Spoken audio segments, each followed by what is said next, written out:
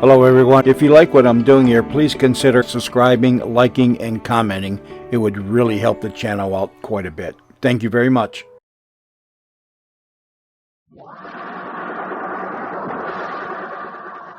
The GI Journal goes to press.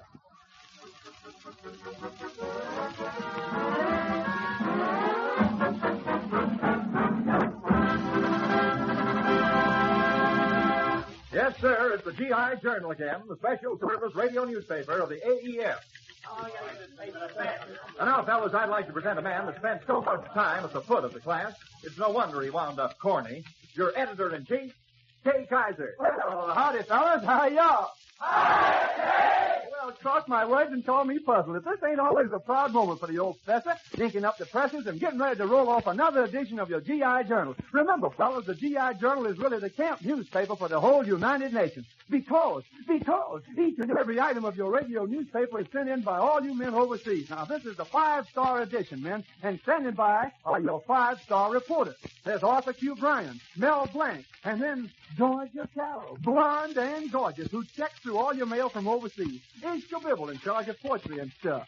A guest, Buck Private, who works his way up through the ranks. And our roving reporter, Rochester, who's out looking for scoop. Hello? Hello, boss. Rochester, quick, have you got some exciting news to report? No, boss, I got nothing to report at all. Nothing? Then what did you call me for? This slug wouldn't fit in the pinball machine. Yes, sir, our staff is standing by, so ink those rollers and set that type here flats and sharp to the really right. It's St. James Infirmary.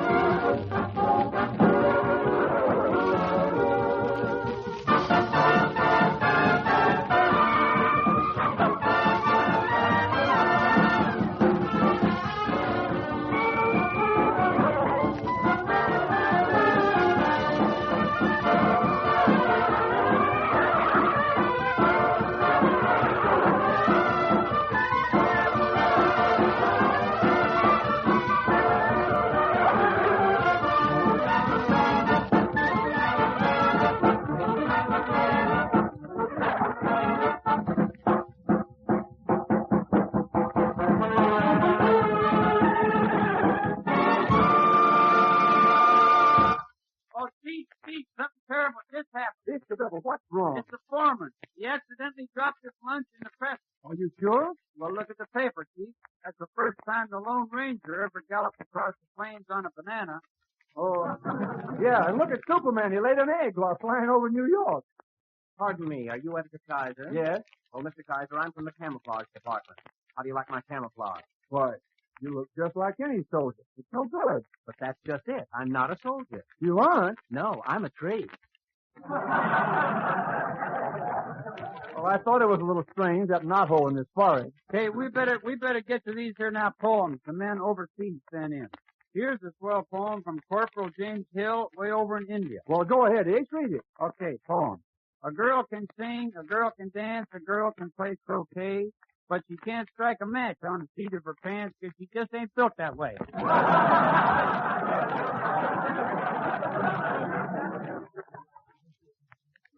another one out of that bunch, H. Well, sure. Here's one that shows great promise in this here now art of poetry. Poem. Roses are red, violets are blue. If you think this is going to rhyme, you're crazy. Oh, my. Say, any of you men listen can have your poems printed in your GI Journal. All you have to do is jot them down and send them in. Editor Kyser speaking. Oh, boss, it's Rochester. Me and Carmichael here at the front line. There's got a sore foot. His foot sore. Yeah, so is he. Just took a swing at me. Did he really? Must have. I never had a herringbone back before. Well, Rochester, it's your own fault. Carmichael wouldn't act like that if you weren't so afraid of him. Did you file his claws this morning? Yeah, but only halfway up. Why didn't you file them all the way? Because that was as far as I could reach out from the inside of this general scrap tank. Well, look, Rochester, how did Carmichael hurt his foot? He hit me. Where did he hit you? Between 18 and 19 on Chestnut Street. Well, I still think you only have yourself to blame. If you took good care of Carmichael, he wouldn't do those things. Rochester, you wear me to another. How many times have I told you to treat Carmichael right, huh? How many times? I don't know. I thought you was keeping score. Now, okay, Rochester, I want you to make sure there's nothing else wrong with that bear. Now, pay attention. Okay, boy. Take a piece of cotton, Take a piece of cotton. wad it up, Wad it up. put mercurochrome on it, Put mercurochrome on it. open his jaws wide, and look down his throat. Rochester! Rochester! Your echo just went AWOL. And now you men requested it, so here it is, the right kind of love.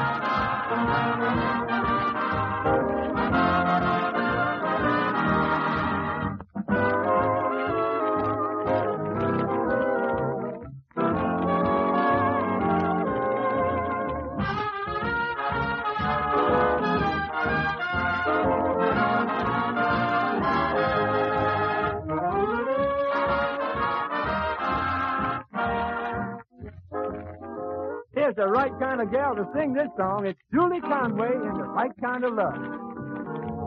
The right kind of love is all that I need to lift me from my misery. My worries would end if someone would send the right kind of love to me. The right kind of love is so hard to find. It's rarer than pearls in the sea. I tried and I tried, but I just can't decide the right kind of love for me. What I'm looking for in the guy I adore isn't diamonds and rubies and pearls. He just has to be kind of crazy for me. Now please, is that asking too much? I'll work and I'll slave, I'll sing and I'll save. When I find my guy yesterday, won't heaven be kind and help me to find the right kind of love for me?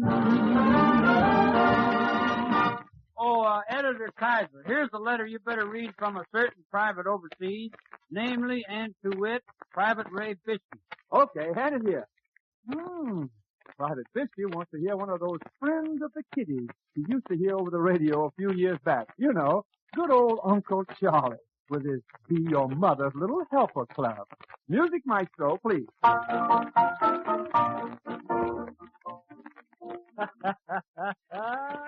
Hello, kiddies. This is your old Uncle Charlie. Are all you dear, dear little children snuggled close to your radio? Let's all get closer, huh? Put your little heads right up against the radio. Closer now. Closer. There. That ought to burn your ugly pussies on the tube. Oh, but of course I'm kidding, you sweet, sweet children. Yes. If I had a conscience, boy, how it would hurt. Now, here's a letter from a very worried mother. Her little boy, Johnny, bites his fingernails. And knowing that little Johnny always listens to what Uncle Charlie says, she wants me to say something to him about biting fingernails. Certainly I will, madam.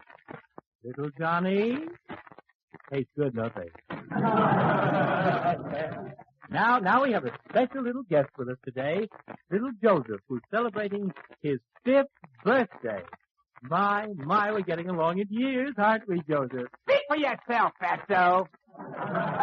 Now, Joseph, is that right, calling me Fatso? No, it's not right. What name should you call me? My mommy says I can't use that word till I'm 17. Now, Joe, we've always been such good friends, you know. Palsy Welsies. Yes, Humpty Bumpty. You love your good old Uncle Charlie. He's an oily son of a gun, ain't he? Joseph, my patience is at an end. You are no longer a member of the Uncle Charlie Club. Hand over your membership pin. Oh, no, Uncle Charlie. Don't make me give you my membership pin. Joseph, give me that pin. Oh! He shouldn't have asked for it when he was bending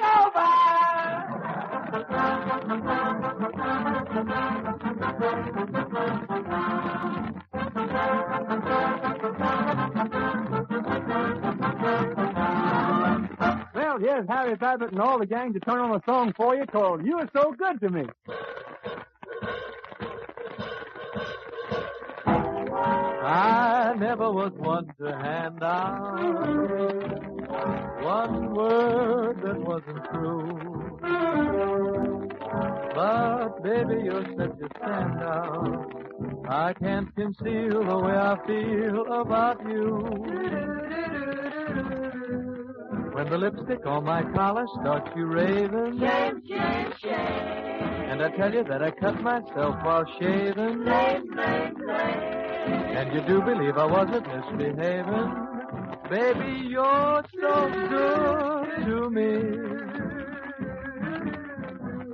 When you're sitting in your rocking chair and knitting, Rock, rock, rock. it's a cross between a sweater and a mitten. Rock, rock, rock. When you tell me it's for me instead of Britain, though the socks are loud, I'm proud as I can be. Honey, you're so good to me. Lucky me.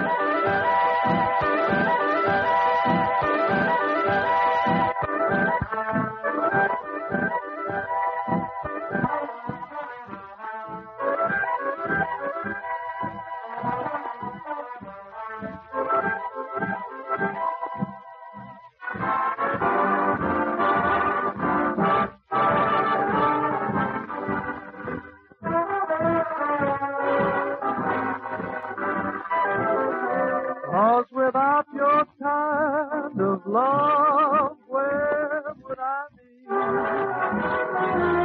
You're so good to me. Oh, say, Kay, here's a letter from Sergeant Warren Malone. He'd like to have us do one of those patent medicine commercials they tag in between radio programs. All right, Sergeant. Pep up pills are on the air.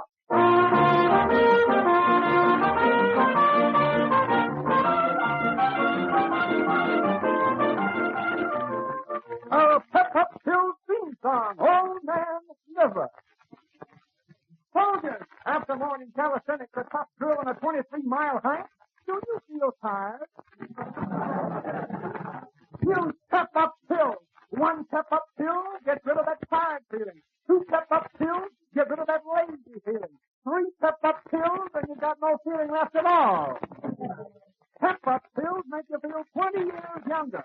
Here's an older man who took 4 pills yesterday. Will you say something, old man? I want my mommy. That's what I mean, folks. Now, don't forget, men, use Step-Up pills. They come in 3 convenient sizes, small, large, and disgusting. And Step-Up pills are triple concentrated. Yesterday, a colonel took one, and his ego flew away. And a package of Step-Up pills is conveniently priced.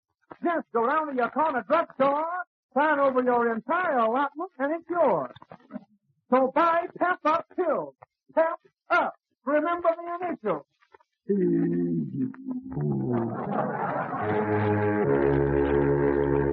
Okay.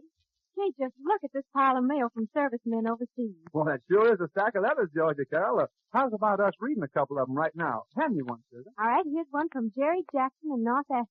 That's right. And good Corporal Jackson is writing us all about the ancient city of Carthage on the Mediterranean, which he says is an African name, meaning in Brooklyn we call it Coney Island. Carthage is the old swimming hole for thousands of GIs stationed in North Africa. But there's always a bunch of men, women, and children standing around watching, says the corporal. So we've learned how to undress in public. I've become so expert at stripping down and showing nothing, the boys all call me Gypsy Rose Jackson.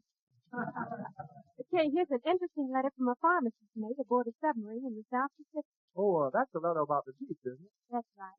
The only Jeep in the world that ever traveled by submarine. He says we picked up the Jeep at Pearl Harbor, and we lashed it to the conning tower, planning to use it when we got shore leave. Every time we submerged, we took out the motor and the tires and stowed them in the sub. The only trouble was we never got enough shore leave to use our Jeep. Well, we finally sold it to a destroyer captain for 3 quarts of vanilla ice cream. Oh, I'll just bet a General Grant tank would have brought 4 quarts of Tutti Frutti. Well, here's a letter from Red Metcalf in the AEF in England about the bang-up job they're doing repairing bombers damaged in raids over Europe. 95% of the homecoming planes with missing parts get back to active service. Sounds like they don't even waste the roar of the engine. Well, Red says at once they combined the unharmed tail section of a flying fortress, whose front half was all punched in, with the nose of another fort. I get it. Sort of a Flyamese twin. I'll pretend I didn't hear that. Well, sometimes planes that can't be fixed up are used for other damaged craft. Cannibalism, as this stripping is called, has proved better than flying spare parts in from the U.S. Those fellows might even be able to fix up Jack Benny's Maxwell. Could be. But it certainly is interesting to learn all these little items from you men overseas. So keep writing them in, won't you? That's right, fellas. Let the other guys know about your experiences through your old GI journal.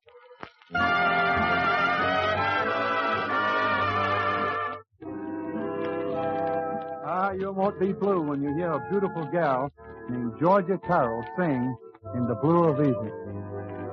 In the blue of evening, when you appear close to me, dear one, there in the dusk we'll share a dream reverie, a dream reverie. In the blue of evening, while crickets call and stars are falling, there 'neath the starlit sky, you'll come to me. In the shadows of the night we'll stand, I'll touch your hand, and then, softly as your lovely eyes entreat, our lips will meet again. In the blue of evening, night winds above whispering, I love you. There we will find romance in the blue of evening.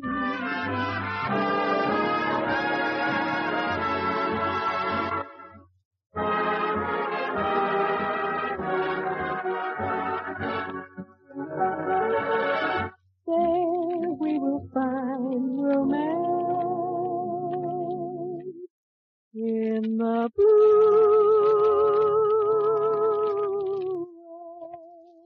evening.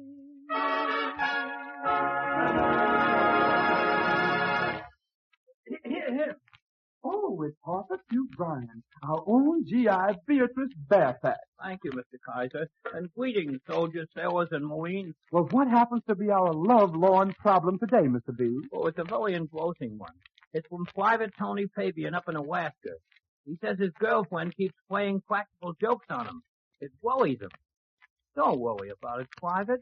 Even I play jokes on my wife, Rosie Wells. Just yesterday we were visiting an army camp, and I made up a great big fib. I told her the camp law was that all civilians were to walk exclusively on the white line in the middle of the road. Oh, don't tell me she fell for that. Yep, she did. Why, I'll never forget the look on her sweet face when she smacked into that big tank coming from the opposite direction. But, man, you might have been sending her out to her death. Ain't I the louse? Well, did it knock her out? Unfortunately, no. I laughed so hard I thought I'd split my side. And I would have, too, if I hadn't ducked that bandage she kept jabbing at me.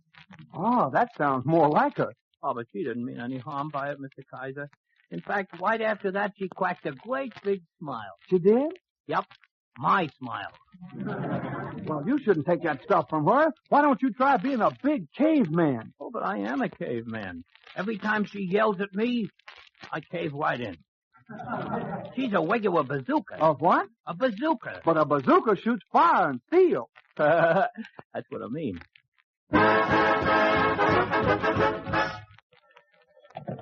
Hello, boss. Rochester, I thought I'd told you to sail with the fleet and get me a story on our Navy. That's just what I did, boss. I'm over here on this big battleship. The sailors gave me a pair of sailor pants to put on, but they didn't tell me how. Well, tell me, did you finally get them laced up? Well, I don't know, boss. Looks to me like they're more loused up than laced up. Well, that must be a real experience, wearing sailor's pants. Are they really as tight as I hear they are? Tight, I'll say they're tight. Man, I gotta bend down twice to get down once. Well, how about some information, Rochester? Is the water calm or rough today? It's really rough, boss. Everyone is staggering from side to side when they walk. That is, everyone except one man. Everyone is staggering from side to side except one man? Who's that? W.C. Fields, he comes out even. Well, how about the sailors? Do they roll from side to side? What was that? The sailors, do they roll from side to side? No, they shoot dice same as anyone else. Well, is there anything else you'd like to report about your experience on that ship? Yeah, boss, my stomach don't feel so good. Well, what's the matter with it, Rochester? Well, either I'm seasick or I must have had a yo-yo for lunch. Oh, that's too bad. Are you really suffering? Oh, that's all right, boss. It's hardly worth bringing up. And now here's our way of saying hello musically to all the branches of the service. Let's listen to a medley of some of the service songs.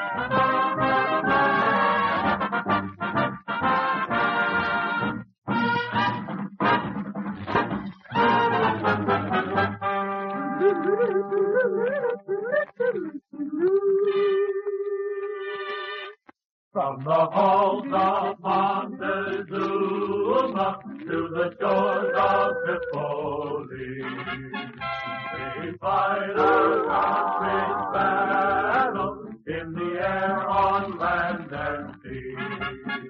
First to fight for right and freedom, and to keep our honor clean. We are proud to claim the title of United States Marine.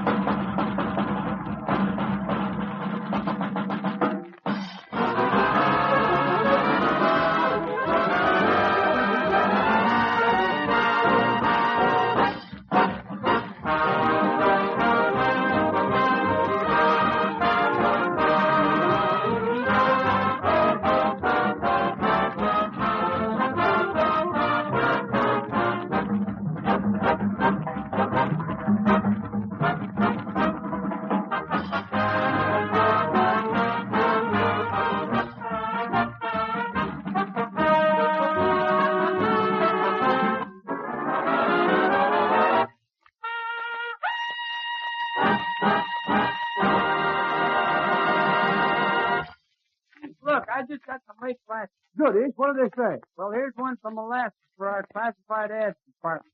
1. Hot blonde girl mechanic. Signed, Jeep with cold motor.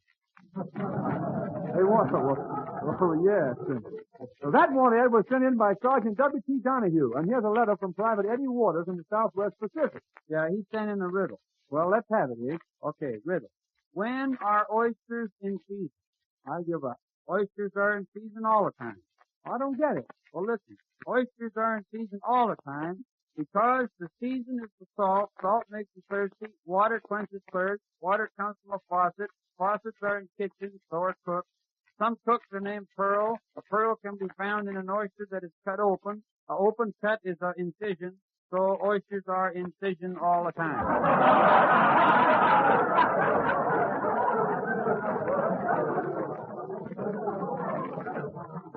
Well, I was a fool to ask. And now we'd better get going, men. Don't forget, this program is made up of gags, poems, and chatter sent in by all you men overseas. If you have a funny gag commercial, a poem, or a joke, or a real-life incident you'd like printed in your newspaper of the air, just email your old editor, K. Kyser, Special Service, Los Angeles, USA, and we'll give it a collar. And until then, so long, everybody.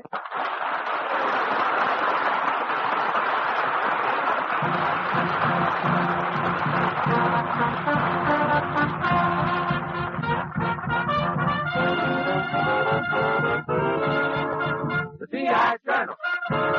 It's the G.I. Journal.